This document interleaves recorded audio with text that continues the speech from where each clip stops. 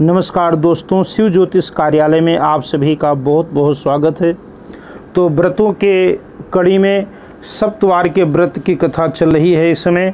तो आज आपको शुक्रवार के व्रत की विधि और नियम और साथ में आपको कथा सुनाएंगे। तो शुक्रवार का जो व्रत है इसे भी कोई भी स्त्री या पुरुष रख सकता है। शुक्ल पक्ष के शुक्रवार से ये व्रत प्रारंभ करना चाहिए।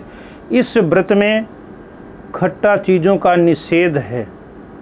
कोई भी खट्टा चीज़ आपके परिवार के सदस्य को भी नहीं खाना चाहिए। आप ये व्रत 7, 11, 21 या 1 वर्ष तक या अपनी मन्नत जैसे आप माने हुए हैं तब तक आप रख लें, और फिर व्रत जब पूर्ण हो जाए तो फिर उद्यापन करना चाहिए। इसमें छोटे छोटे बच्चों को भोजन कराया जाता है। और शुक्रवार का ही दूसरा व्रत है वैभव लक्ष्मी का। तो वैभव लक्ष्मी का जो व्रत है ये भी व्रत वैसे तो इसे कोई भी रख सकता है, लेकिन खास करके महिलाओं को ये व्रत करना चाहिए। घर में सुख शांति के लिए, स्त्री लक्ष्मी के लिए, अपनी मनोकामना के पूर्ति के लिए शास्त्र विधि से ये व्रत करना चाहिए। ये व्रत बहुत ज़्यादा कठोर नहीं है, इसमें बहुत ज़्यादा नियम नहीं है। जो नियम है उनका आप श्रद्धा भाव के साथ ये व्रत रखना है और उन नियमों का पालन करना है। महालक्ष्मी जी का ध्यान करते हुए आप ये व्रत करें। तो व्रत ये आप 7, 11, 21, 31, 51 या 1 वर्ष तक ये व्रत आप कर सकते हैं। और जब ये व्रत पूर्ण हो जाए तो आप इसमें सुहागन स्त्रियों को ही भोजन कराया जाता है और साथ में एक एक किताब वैभव लक्ष्मी व्रत कथा का दिया जाता है। तो आज आपको हम वैभव लक्ष्मी व्रत कथा ही सुनाएंगे। तो ये रहा नियम और ये उद्यापन की विधि थी। आओ अब कथा के तरफ चलते हैं। कहते हैं संसार में प्रारंभ से ही देवी देवताओं ने अपने चमत्कारों से अपने भक्तों और श्रद्धालुओं का उद्धार किया है। ऐसी महिमाओं का वर्णन हमने अक्सर सुना है। माँ श्री वैभव लक्ष्मी जी की महिमा भी सर्व मनोकामना पूरी करने वाली, सब सुखों को देने वाली है। उनकी महिमा का वर्णन ध्यानपूर्वक सुने। ये कथा एक बहुत विशाल नगर की है और इस नगर में तरह तरह के लाखों लोग रहते थे। सभी धर्मों के लोग वहाँ रहते थे। सभी के अपने अपने धंधे, कारोबार, व्यवसाय थे। किसी को किसी की परवाह कब थी, क्योंकि किसी के पास इतना समय ही नहीं था। धार्मिक कार्यों, भजन कीर्तन, भक्ति भाव, दया, धर्म, परोपकार जैसे नेक संस्कारों की कमी ही थी। भ्रष्टाचार, लूटमार, चोर डकैती का बोलबाला था। देश के कोने कोने से लोग रोजगार की तलाश में इस नगर में आते थे। कहते हैं कि धर्म और सद्भावना का अंश कभी समाप्त नहीं होता। अर्थात ऐसे बुरे, कहते हैं कुछ अच्छे लोग भी होते हैं तो कुछ बुरे लोग भी होते हैं।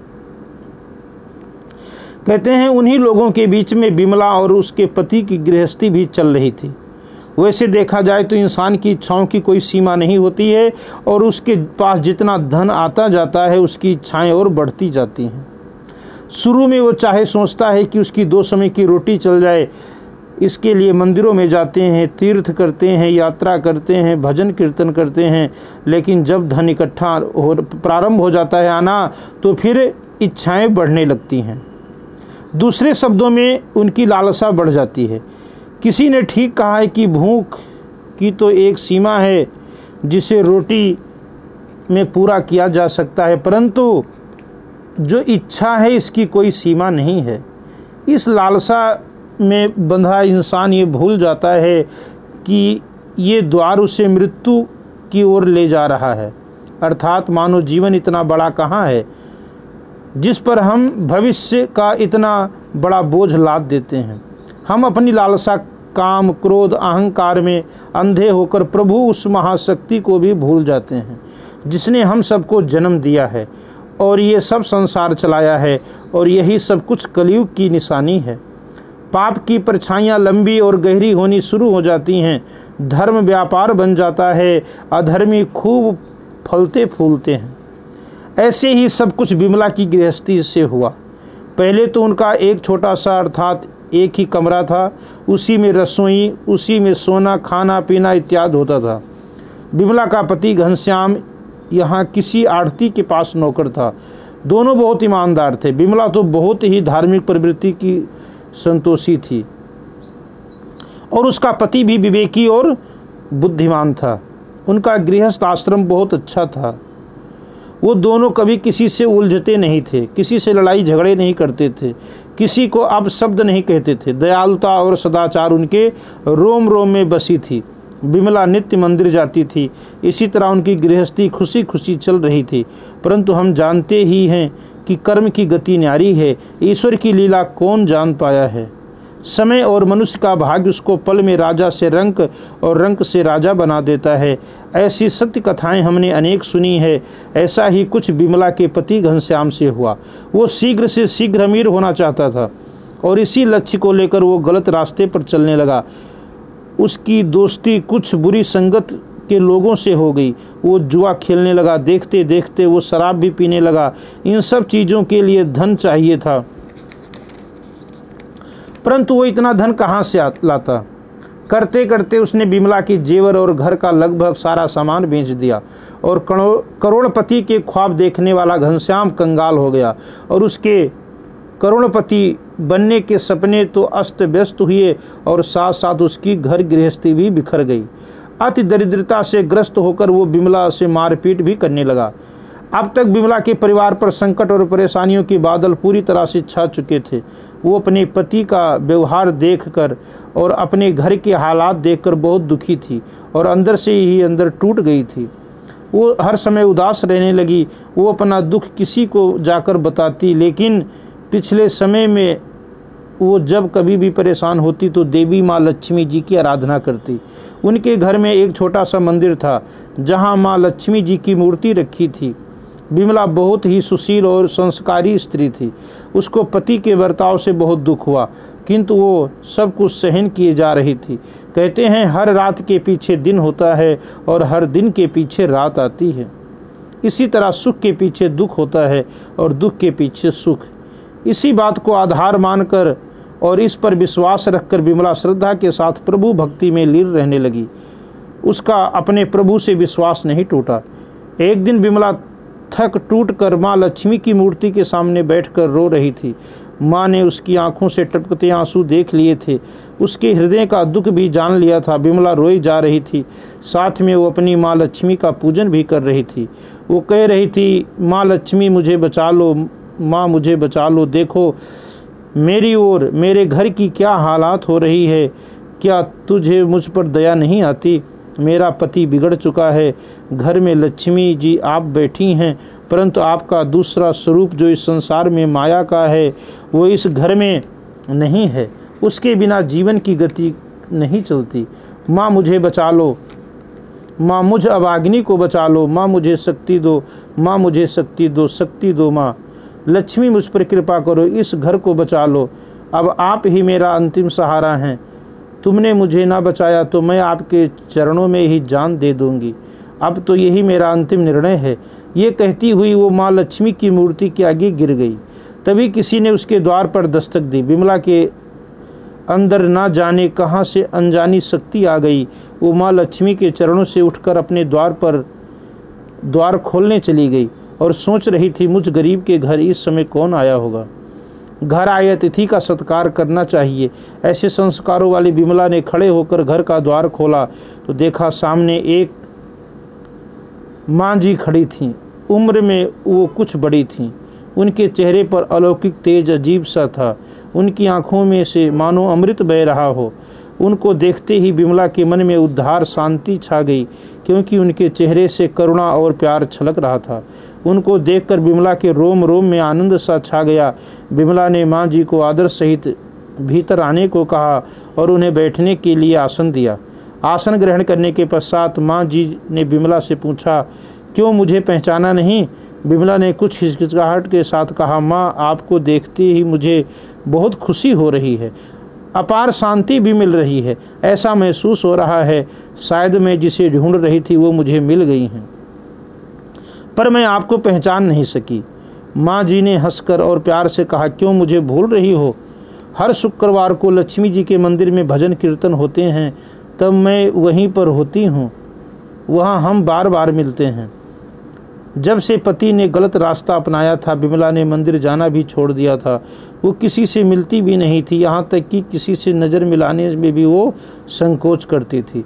तभी माँ जी ने प्यार से कहा, तू लक्ष्मी जी के मंदिर में कितना मधुर संकीर्तन करती थी, भजनों से सभी का मन मोह लेती थी।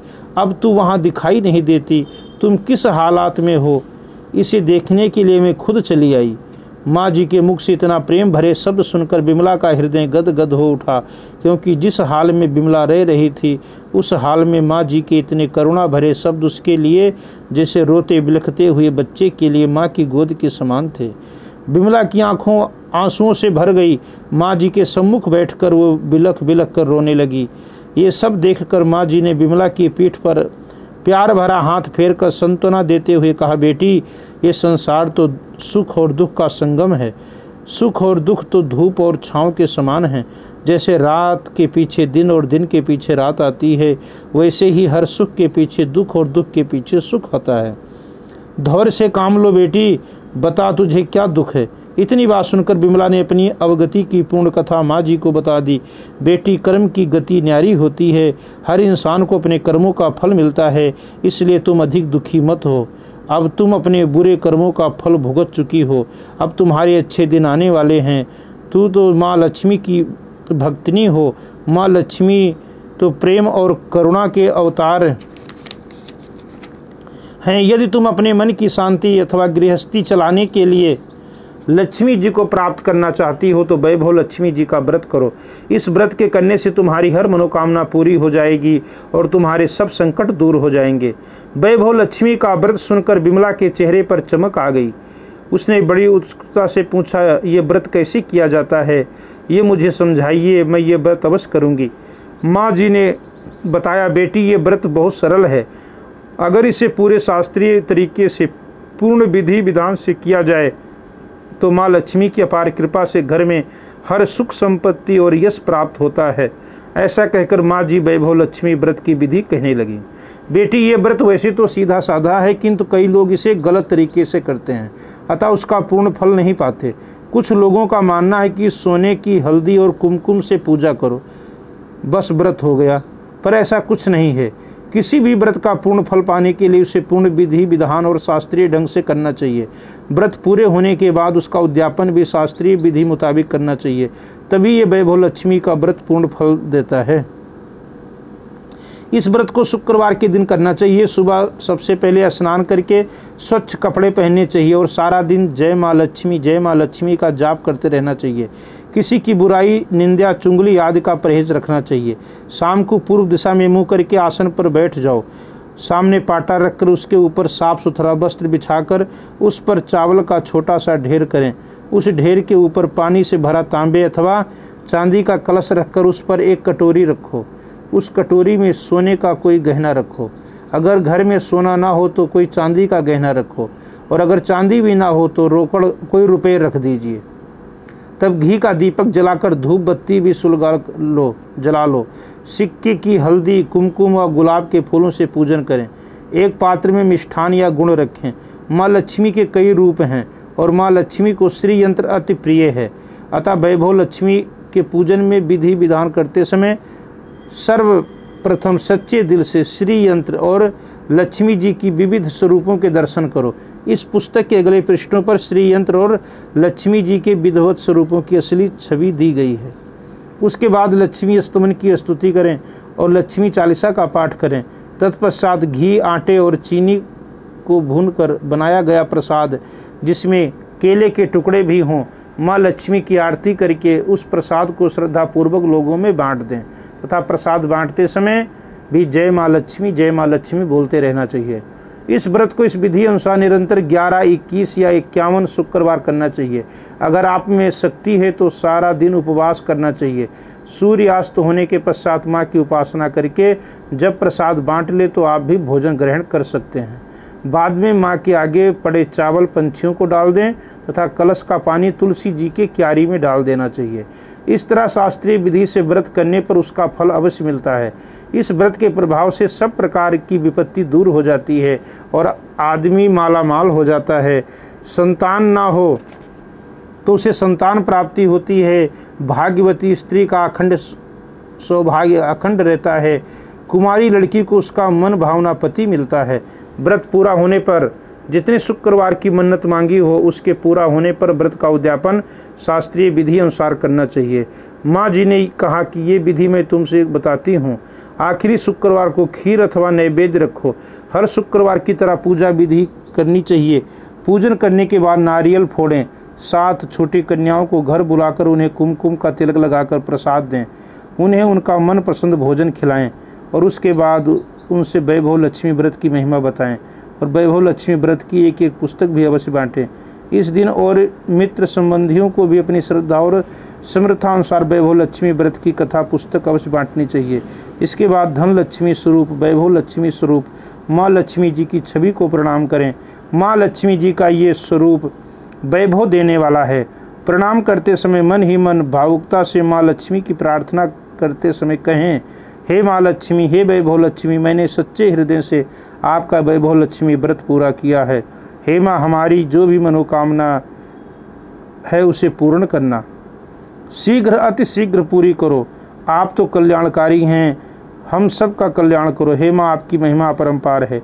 माँ जी के पास से सर्व मनोकामना पूरी होने वाले वैभव लक्ष्मी व्रत की शास्त्रीय विधि सुनकर विमला भाव विभोर हो उठी। उसको महसूस हुआ जैसे उसे सुख मार्ग मिल गया हो और अब तक वो ऐसे ही भटकती रही।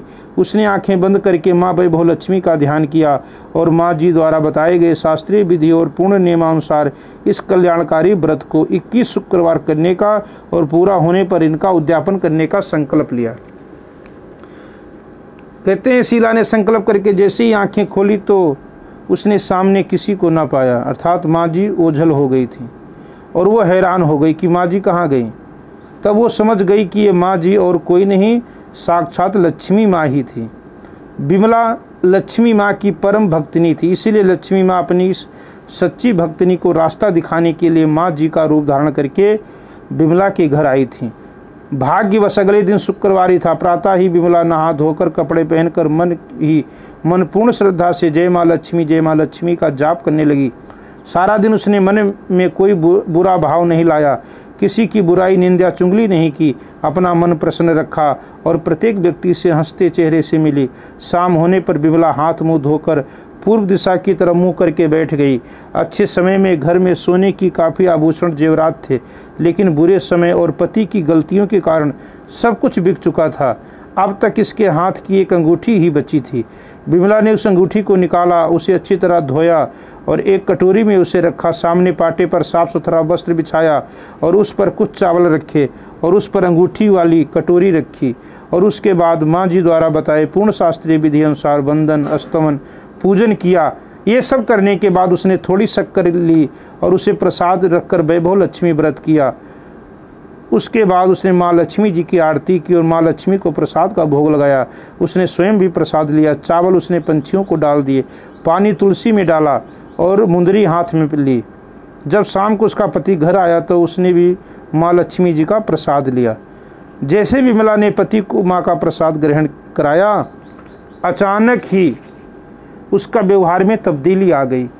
उस दिन उसने विमला का मन नहीं दुखाया और उसे किसी प्रकार की मारपीट भी नहीं की। उसके विचारों और बुद्धि में भी परिवर्तन आने लगा। धीरे धीरे उसने अपने बुरे कामों का भी पश्चाताप होने लगा। धीरे धीरे अपनी बुराइयों से घृणा करने लगा। विमला के मन में वैभव लक्ष्मी व्रत के लिए श्रद्धा और बढ़ गई। विमला ने पूर्ण श्रद्धा और भक्ति भाव से मन्नत किए हुए 21 शुक्रवार तक वैभव लक्ष्मी व्रत किया।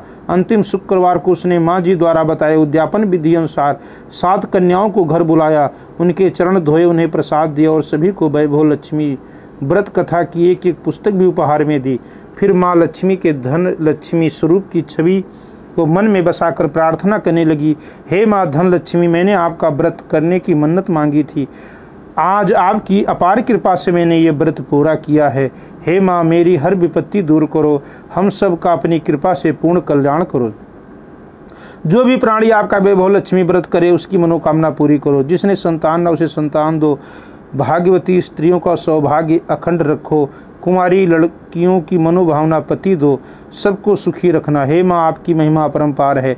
ऐसा कहते हुए उसने लक्ष्मी जी के धन लक्ष्मी स्वरूप को प्रणाम किया। इस प्रकार विमला ने शास्त्रीय विधि से वैभव लक्ष्मी व्रत उद्यापन सहित किया और अपनी मनोकामना पाई। उसका पति अब तक पूरी तरह से सुधर चुका था। उसने शराब, जुआ इत्यादि सभी आदतें छोड़ दी थी। वो विमला को पूर्ण स्नेह देने लगा था। वो फिर से मेहनत करने लगा और धीरे धीरे उनके अच्छे दिन फिर आ गए। घर का जो सामान बुरे दिनों में उसकी बुराइयों के कारण बिक गया था वो भी आ गया, और जो गहने जेवरात उसने गिरवी रखे थे वो भी उसे छुड़ा दिए। व्यवसाय में भी उन्हें मुनाफा अधिक होने लगा। घर में पूर्ण सुख शांति और धन की बाढ़ सी आ गई। वैभव लक्ष्मी का व्रत का प्रभाव देखकर उनके मित्र संबंधी और मोहल्ले के लोगों दूसरे लोग जो थे वो भी अपनी मनोकामना की प्राप्ति के लिए शास्त्रीय विधि से इस व्रत को किया। हे माँ लक्ष्मी, आप जैसे विमला पर प्रसन्न हुई उसी तरह आप अपने सभी भक्तों और व्रत करने वालों पर प्रसन्न होना और उनकी मनोवांछित फल देना, सबको सुख शांति देना। जय धन लक्ष्मी माँ, जय वैभव लक्ष्मी माँ, बोलो लक्ष्मी मैया की जय। तो ये रहा वैभव लक्ष्मी व्रत कथा। सभी मनोकामनाओं को पूरा करने वाला ये वैभव लक्ष्मी व्रत कथा है। आप इसे सुनते हैं, अगर श्रद्धा भाव के साथ व्रत करते हैं तो माँ लक्ष्मी आपकी मनोकामनाओं को पूर्ण करती हैं। तो अगर आप हमारे चैनल पर नए हैं तो चैनल को हमारे सब्सक्राइब जरूर करना। जय श्री राम, जय माता दी।